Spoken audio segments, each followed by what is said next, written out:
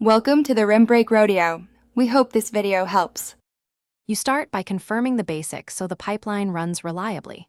Once your system meets requirements, RenoteX HDR v2, 1 plus, 16 GB RAM and a 6 GB GPU, import aligned RAW or 16-bit TIFF frames. This preserves dynamic range. Make a new project and set the workspace to 16-bit linear, then enable the HDR pipeline so processing uses full headroom. Now, organize your layers into base, highlight, and recovery stacks.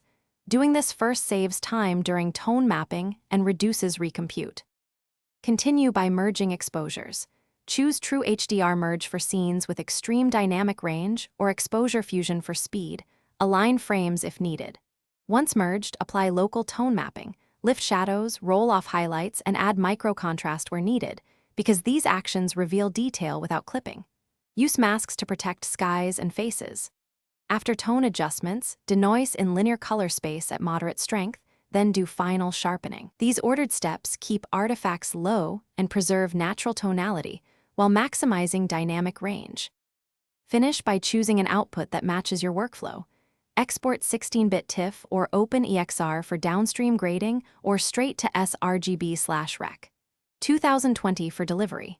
Before exporting, inspect for halos and banding. If you see them, reduce local contrast, smooth masks, or export at higher bit depth because that often cures posterization.